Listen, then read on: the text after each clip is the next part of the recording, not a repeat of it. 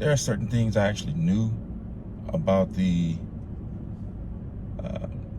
situation in North Carolina, East Tennessee, and there are certain things I didn't know.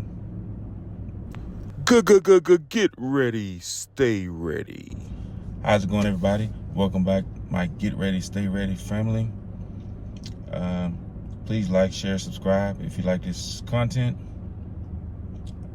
Welcome back, welcome back. I was reading an article right now, and I've read quite a few articles and I've seen a few things on social media. Actually, I've seen a lot on social media. And the detail of certain things that happen out there in North Carolina, East Tennessee, it almost leaves you speechless. I was reading this article here, and some of it we already knew, but some of it I personally didn't know. It goes on to say, let me get down the article. I don't want to read the whole thing.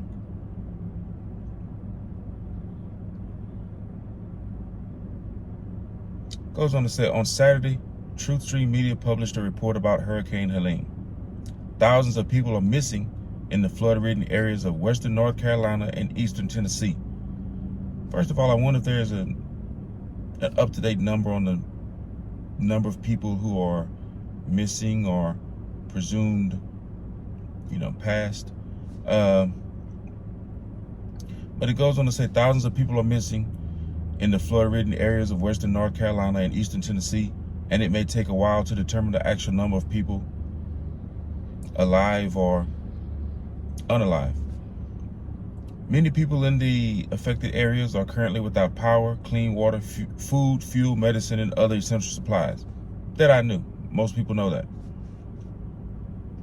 Many bridges are out and people are stranded, with some areas only having one way in, one way out, making evacuation difficult. That I knew. The situation is described as quote-unquote apocalyptic, which they're not portraying it to be that way in the media.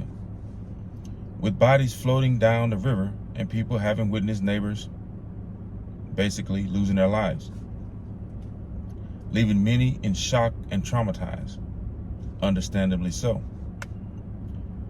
There have been reports of children being found alone in the woods. Now, this is the part I didn't know. This paragraph here, I did not know this. There have been reports of children being found alone in the woods with their parents nowhere to be found, suggesting that something may have happened to them. Could you imagine walking up, you going out to help, provide whatever service you can to help the survivors of this catastrophic event, and you're in the woods and you find children alone, no parents, don't know where their parents are? I could not imagine what that would feel like from the kid's perspective or from the person who found them. I don't know if this has been reported in the corporate or mainstream media. I don't know. But that was my first time reading that. Also goes on to say, many people are still trapped and there is no coordinated central location for information on missing people, with citizens taking to social media to share pictures and information about their loved ones. Here's my thing. There are so many things out there that be considered by media to be misinformation. But when you have people out there with actual video footage, and I'm not just talking about people, I'm actually talking about people who are from the area. They have video footage of what's going on. How in the world could that be considered misinformation if they're actually showing you video footage of who's there and who's not there? Who's helping, who's not? How can that be misinformation?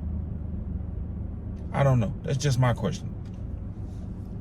It says rescue missions are underway but there have been reports of people being turned away from donating and volunteering with some organizations only accepting approved donations.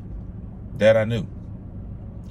A civilian helicopter pilot was helping to rescue people stranded by the disaster, but was threatened with arrest by authorities after landing to pick up an older couple who were waving for help. That I didn't know. So you're a helicopter pilot. You see people out there needing help, an older couple out there needing help. You're trying to help them, but you're being threatened with arrest because you're trying to save someone's life? What sci-fi movie are we living in right now? Man. Goes on to say, many people in North Carolina have lost trust in relief organizations, believing that they have been taken over by grifters and liars. Citizens are instead trying to help each other directly, only to be turned away and threatened with arrest by authorities. So what happened to people in America helping one another in their worst times? American citizens trying to help other American citizens. American brothers and sisters trying to help other American brothers and sisters. American families trying to help other American families. What happened to that? Like, when was that no longer acceptable? I don't understand.